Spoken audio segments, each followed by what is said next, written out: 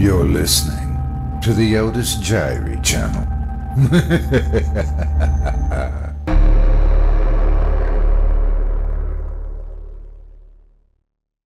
A plan of disarray kept the Martians away. By Dave Stancliff. Performed by Otis Jiry. 2088, Earth. Day 19 of the Martian invasion. Major Eric Hammer is passing out weapons to the survivors of the New York City massacre. That's what it was.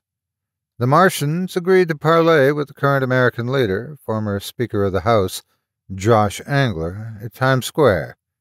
His predecessors were all killed during the first wave of the invasion. The Martian warlord, Ninel Throth, who was in charge of the invasion fleet, stood in front of his spacecraft in the middle of Times Square, waiting for the American leader to appear. What onlookers didn't know was that it was a hologram of the infamous warlord, and the spacecraft was really a remote-controlled bomb. When Josh Angler appeared, the bomb blew up. In that moment, 80% of the inhabitants of New York were vaporized. Major Hammer, one of the survivors, spent months searching for other survivors. He found them in cellars and under the debris of flattened buildings, sealed in and barely alive. The New York skyline no longer existed. In the center of the gutted city, a Martian battle wagon acted as a temporary headquarters. It stood 10 stories high and looked like a metal insect with an attitude. It housed over 500 Martian fighters. During his time searching for other survivors, Major Hammer studied his enemies. He watched their tactics and took notes. They patrolled in groups of 10. Surprisingly, they walked and didn't use transportation devices. One day he watched a lone unknown sniper shoot 4 Martians before they fired back and killed him. He wished he would have found that sniper before he went solo, but he learned a valuable lesson. The Martians could be killed with conventional weapons like rifles. It took a long time to train the growing group of survivors in urban warfare. Handing a person a weapon doesn't mean they're going to be effective with it. That takes time and patience. He was one of only 3 survivors who was trained in warfare and weapons. The other 2 were recruitment officers who were waiting for retirement. The civilians brought other skills that helped hold the group of 145 together. Constant scavenger parties collected food and other supplies and delivered them to the headquarters underground. They set up living quarters in forgotten old train tunnels below the subway system.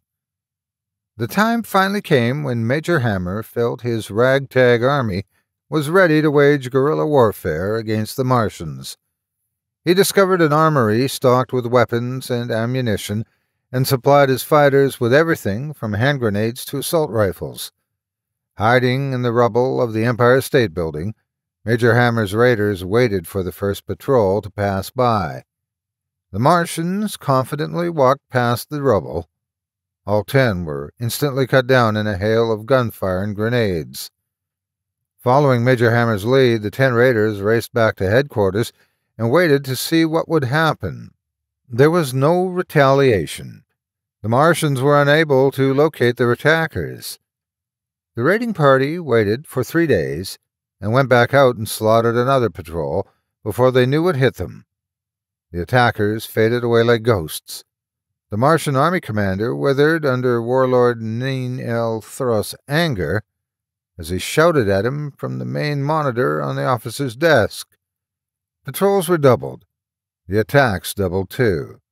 Morale among the Martians was starting to erode. What once started as routine patrols were now considered combat missions. Worse, their enemies seemed to be invisible. They knew humans were behind the attacks, even though they didn't have one body to prove it. After attacking the second Martian patrol in one day, Major Hammer's men captured one of the aliens. Using the same voice-language software that allowed humans to talk with Martians, and vice versa, they questioned the captive. After being tortured, the Martians spilled the beans about a major attack that was coming the next day. The Martians were going to launch an all-out attack. Apparently, a scouting party located human movement underground with ground-penetrating radar. They knew the general area to look in. Major Hammer gathered all of the men and women and told them what was going to happen the next day. "This is it," he told them. "We're leaving now. Gather your gear and follow me."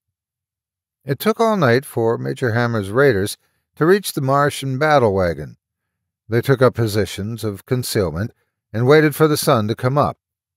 A slight drizzle coated the fractured roads and the rubble that used to be a busy city. The Martians exited the battle wagon shortly after the sun tried to peek out from behind the gathering storm clouds. The entire attack force filed out in neat formations. Major Hammer's raiders waited until they were out of sight. This was the moment of truth. In exchange for his life, the Martian captive agreed to approach the ship and seek entry. Tense moments passed before the massive ramp came down. At that moment, the raiders ran up it and spread out, killing Martians wherever they found them. It took an hour before they had control of the ship. They brought wooden crates of dynamite with them and set time delay charges throughout the battle wagon. The commander of the Martian task force was the first to realize something was wrong when he heard the massive explosion that went on for several minutes.